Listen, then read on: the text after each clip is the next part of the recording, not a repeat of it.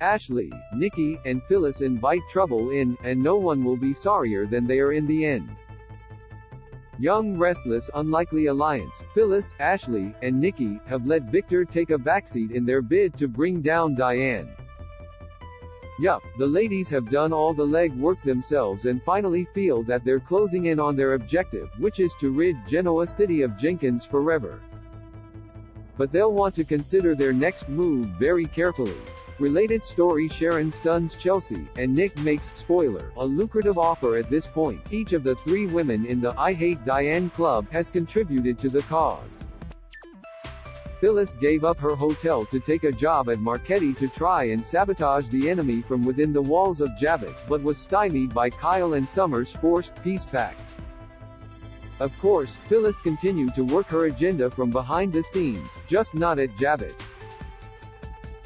Nikki, for her part, undertook a reconnaissance mission into Deacon Sharp's corner of Los Angeles to find out what her former flame knew about Diane's afterlife, that is, after they all thought she'd been murdered.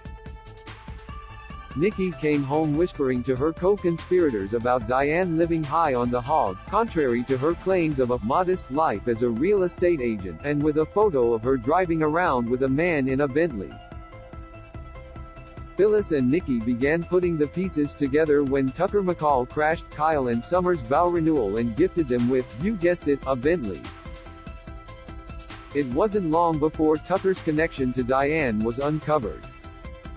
But the gals really leveled up when they decided that Ashley should use McCall's romantic interest in her to their advantage. Tucker handed Ashley some truly dirty dirt on Diane when he brought her into the loop on her relationship with a high-rolling criminal.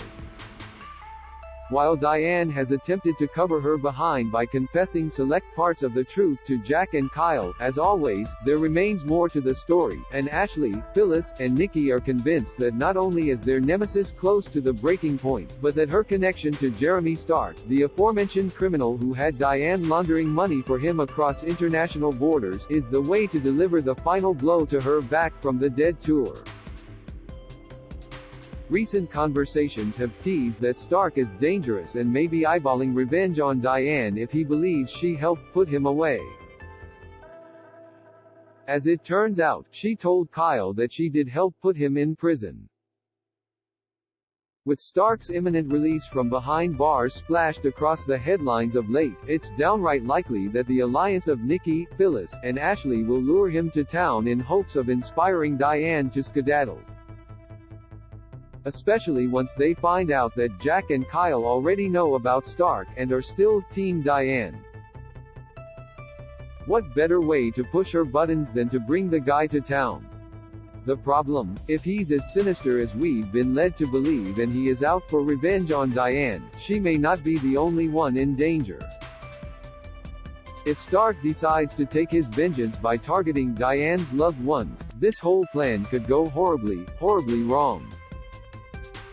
Jack warned Ashley that if anything happened and Kyle got hurt as a result of her scheme to oust Diane from Genoa City, he'd place the blame squarely on her, and Phyllis and Nikki by extension. What if Stark were to go after Kyle, or even Diane's heart of hearts, little Harrison?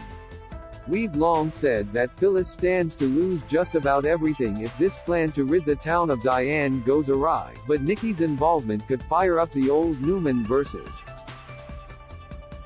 Abbott feud anew, and Ashley, well, she just might be disowned by her devastated family if she brings this kind of menace to their door even after being warned by Big Brother Jack to let it go. Of course, that would play right into Tucker's plan to turn Ashley against Jack and the others, but that's another story. Do you think Phyllis, Ashley, and Nikki's plan will involve bringing Jeremy Stark to town? Will it spectacularly backfire when someone ends up in danger? Let us know your thoughts in the comment section below. Look back on Diane's volatile past in the gallery below.